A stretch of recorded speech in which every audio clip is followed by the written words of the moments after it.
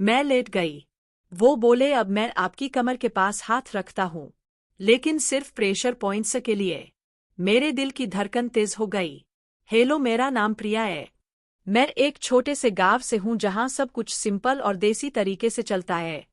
मेरी उम्र 24 साल है और मैं थोड़ी सी गोरी चिट्टी हूँ। बाल लंबे काले और फिगर ऐसा कि जब मैं साड़ी पहनकर चलती हूँ तो हवा भी थोड़ा रुक जाती है। कमर पतली, छाती भरी हुई और चाल में वो बात जो लड़कियां जानती है। लेकिन मैं ऐसी नहीं हूं जो इधर उधर की बातें करती फिरूं। बस घर परिवार में रहती हूँ, माँ बाप की लाडली। पर कभी कभी मन में वो शरारत आ जाती है जो हर लड़की के मन में होती है। वह गर्माहट वाली फीलिंग जो बताती है कि जिंदगी में कुछ मजा भी होना चाहिए। तो बात उस वक्त की है जब मैं गांव में रहती थी। हमारा गांव छोटा सा है। नाम है सरायपुर, जहाँ खेत खलिहान, गाय भैंस और शाम को चौपाल पर गप्पे। मैं घर की बड़ी बेटी हूँ। माँ बाप किसान हैं और मैं घर के कामकाज संभालती हूँ। लेकिन एक दिन से मुझे एक अजीब सी प्रॉब्लम होने लगी। वो ऐसी थी कि बताने में भी शर्म आती है, लेकिन स्टोरी के लिए बताना पड़ेगा। मेरे शरीर में एक तरह की गर्मी महसूस होने लगी थी, जैसे अंदर से कोई आग जल रही हो। खासकर रात को जब मैं सोने की कोशिश करती तो दिल की धड़कन तेज हो जाती, पसीना आता और एक तरह की बेचैनी। गांव के लोग कहते थे कि शायद गर्मी की वजह से है या खाने में कुछ गड़बड़, लेकिन मुझे लगता था कि यह कुछ और है। मैंने माँ से कहा, माँ मुझे लगता है कोई डॉक्टर दिखाना चाहिए। माँ ने कहा, बेटी गांव के वैद्य जी से दिखा ले। लेकिन वैद्य जी ने जड़ी बूटियां दी, फायदा नहीं हुआ। फिर एक दिन मेरी सहेली ने बताया कि शहर में एक अच्छा डॉक्टर है, नाम है डॉक्टर आर्यन। वो स्पेशलिस्ट है ऐसी प्रॉब्लम्स में जो शरीर की अंदरूनी गर्मी और बेचैनी को ठीक करता है। सहेली ने कहा, प्रिया वो बहुत हैंडसम है और तरीका बड़ा स्पेशल है उसका चेकअप का। मैंने सोचा चलो ट्राई करके देखते हैं। अगले दिन मैं बस पकड़कर शहर चली गई। क्लिनिक पहुंची। वो एक छोटा सा क्लिनिक था लेकिन साफ सुथरा। रिसेप्शन पर एक दीदी बैठी थी। मैंने अपना नाम लिखवाया और इंतजार करने लगी। दिल थोड़ा धड़क रहा था क्योंकि पहली बार अकेले शहर आई थी और ऊपर से यह प्रॉब्लम। कुछ देर बाद मेरा नंबर आया। मैं अंदर गई। डॉक्टर आर्यन कुर्सी पर बैठे थे। वो देखने में बहुत स्मार्ट लग रहे थे। उम्र करीब 30 से 32। चेहरा साफ, आंखें गहरी और मुस्कान ऐसी कि किसी का भी दिल पिघल जाए। उन्होंने कहा, आइए प्रिया जी बैठिए, क्या प्रॉब्लम है? मैंने शर्माते हुए बताया, डॉक्टर साहब मुझे रात को बहुत गर्मी लगती है, बेचैनी होती है, जैसे शरीर में कोई चीज उबल रही हो। वो मुस्कुराए और बोले, ओके यार, एक कॉमन इशू है, लेकिन हम चेक करेंगे, पहले आपका ब्लड प्रेशर चेक करते हैं। उन्होंने मेरा हाथ पकड़ा, वो मशीन लगाई और मेरी नब्ज छुई। उनका स्पर्श थोड़ा गर्म था, या शायद मुझे ऐसा लगा। मैंने सोचा यह डॉक्टर कितना केयरिंग है। फिर उन्होंने कहा, अब आप लेट जाइए यहाँ काउच पर, मैं आपकी छाती सुनता हूँ। मैं लेट गई। दिल तेज धड़क रहा था। उन्होंने स्टेथोस्कोप लगाया और धीरे से मेरी साड़ी का पल्लू थोड़ा साइड किया। वो बोले, सांस लीजिए गहरी। मैंने सांस ली और लगा जैसे वो बहुत करीब है। मेरे मन में ख्याल आया, कहीं यार कुछ और तो नहीं सोच रहे, लेकिन नहीं, वो प्रोफेशनल थे। चेकअप के बाद उन्होंने कहा, प्रिया यार हार्मोनल इम्बैलेंस हो सकता है। मैं आपको कुछ टेस्ट लिखता हूँ और एक स्पेशल थेरेपी सजेस्ट करता हूँ। यह थेरेपी में मैं आपको रिलैक्स करने के तरीके सिखाऊंगा, शरीर की गर्मी को कंट्रोल करने के। मैंने पूछा, कैसी थेरेपी? वो बोले, यह एक तरह की माइंडफुलनेस है जहां हम बातें करेंगे और शरीर के पॉइंट्स पर फोकस करेंगे, जैसे पॉइंट्स पर फोकस से कुछ और मतलब हो। मैं शर्मा गई लेकिन सोचा शायद मेरी सोच है। उन्होंने कहा, कल फिर आइए, हम शुरू करेंगे। मैं घर लौट आई लेकिन रात भर सोचती रही। गांव में सहेली से बताया। वो हंसकर बोली, अरे वाह, डॉक्टर के साथ थेरेपी, मजा आएगा। मैंने कहा, चुप कर, ऐसी बात नहीं है। अगले दिन मैं फिर क्लिनिक गई। आज क्लिनिक में कम लोग थे। शाम का टाइम था। डॉक्टर ने मुझे अंदर बुलाया और कहा, प्रिया आज हम थेरेपी शुरू करते हैं, आप यहाँ लेट जाइए, आंखें बंद कीजिए। मैं लेट गई, आंखें बंद की। वो बोले, अब सोचिए अपने शरीर के बारे में, कहाँ गर्मी महसूस होती है? मैंने कहा, पेट से ऊपर, छाती में। वो बोले, ओके, अब मैं आपका हाथ पकड़ता हूँ और आपको गाइड करता हूँ। उन्होंने मेरा हाथ पकड़ा, धीरे से दबाया और कहा, यहाँ से एनर्जी फ्लो होने दीजिए। उनका स्पर्श नरम था लेकिन मेरे मन में एक उत्तेजना सी आई। मैं सोच रही थी कहीं यार आगे कुछ, लेकिन नहीं, वो सिर्फ बात कर रहे थे। उन्होंने कहा, प्रिया आपकी स्किन बहुत सॉफ्ट है, मतलब बॉडी हेल्दी है, बस बैलेंस चाहिए। सॉफ्ट शब्द सुनकर मैं चौंक गई। लगा जैसे फ्लर्ट कर रहे हैं, लेकिन वह जारी रखें। अब सांस लीजिए और इमेजिन कीजिए कि गर्मी बाहर निकल रही है। थेरेपी करीब आधा घंटा चली और मैं रिलैक्स फील करने लगी। बाहर आकर मैंने सोचा, यह डॉक्टर कितना अच्छा है, लेकिन थोड़ा सा शरारती भी लगता है। घर जाकर माँ से बताया। माँ, डॉक्टर अच्छा है, थेरेपी से फायदा होगा।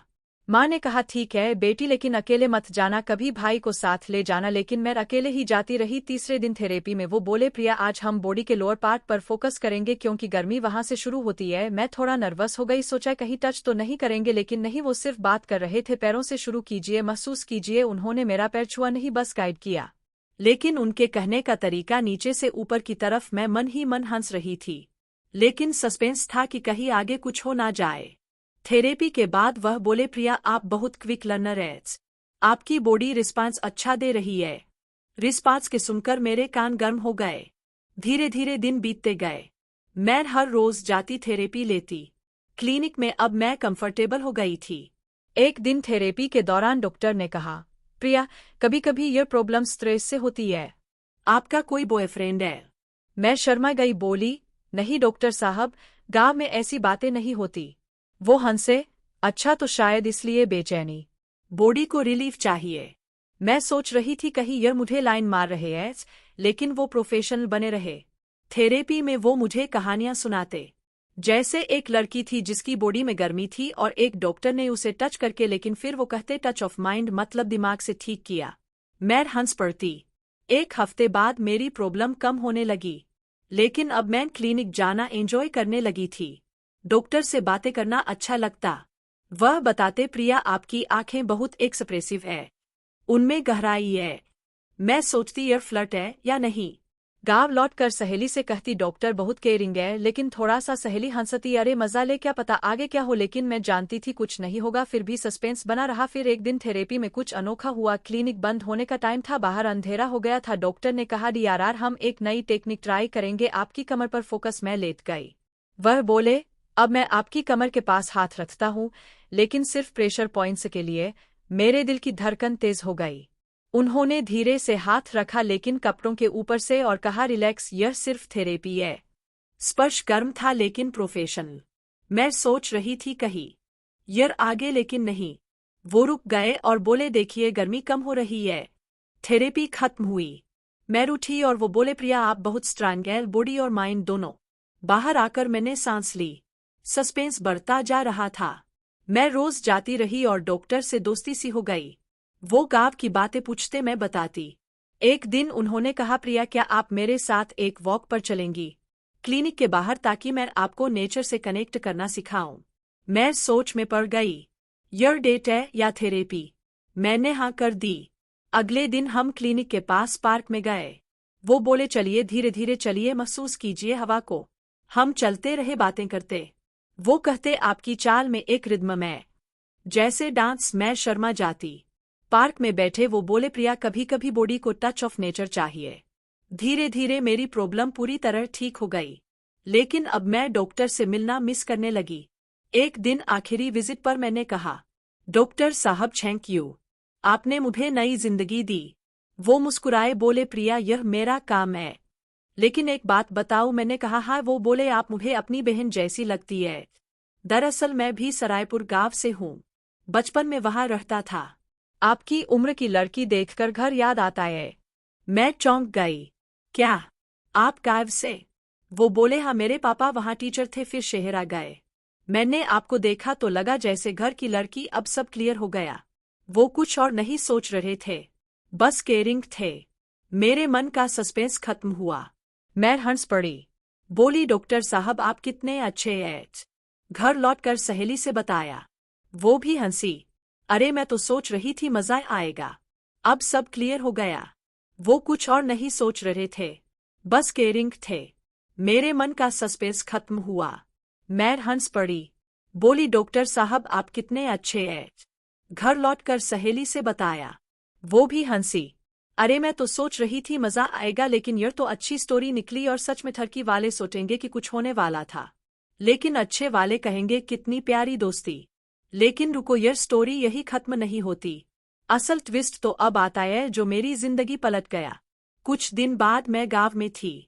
सब नॉर्मल चल रहा था, लेकिन एक रात मुझे फिर वही गर्मी महसूस हुई, लेकिन इस बार ज्यादा तेज। मैंने डॉक्टर आर्यन को फोन किया। वो बोले प्रिया चिंता मत करो, मैं आता हूँ। वो रात को ही गांव आए मेरे घर। माँ बाप सो रहे थे। मैंने दरवाजा खोला। वो अंदर आए और बोले प्रिया अब सच्चाई बताने का वक्त है। मैं चौंक। वो बोले यह थेरेपी यह सब, असल में मैं डॉक्टर नहीं हूँ, मैं एक रिसर्चर हूँ जो एक स्पेशल प्रोजेक्ट पर काम कर रहा हूँ। तुम्हारी यह गर्मी कोई हार्मोनल इशू नहीं बल्कि एक रेयर कंडीशन है जो तुम्हें सुपर पावर दे रही है। मैं हंस पड़ी। सोचा मजाक कर रहे हैं, लेकिन वो सीरियस थे। उन्होंने अपना बैग खोला और एक डिवाइस निकाली। देखो यह स्कैनर है। तुम्हारे शरीर में एक तरह की एनर्जी है जो रात को एक्टिव होती है। सरायपुर गांव में सालों पहले एक एक्सीडेंट हुआ था, एक केमिकल स्पिल जो सिर्फ कुछ लोगों को प्रभावित करता है। तुम उनमें से एक हो। मैं तुम्हें ठीक नहीं कर रहा था बल्कि स्टडी कर रहा था, क्योंकि मैं खुद उस एक्सीडेंट का विक्टिम हूँ, लेकिन मेरा पावर कंट्रोल से बाहर है। अचानक उनके हाथों से एक नीली रोशनी निकली जैसे कोई दियन लियो। मैं डर गई, लेकिन मेरे अंदर भी वही फीलिंग आई। वो बोले प्रिया तुम मेरी मदद कर सकती हो, हम साथ मिलकर इस एनर्जी को कंट्रोल करेंगे वरना यह हमें मार डालेगी। मैं स्तब्ध रह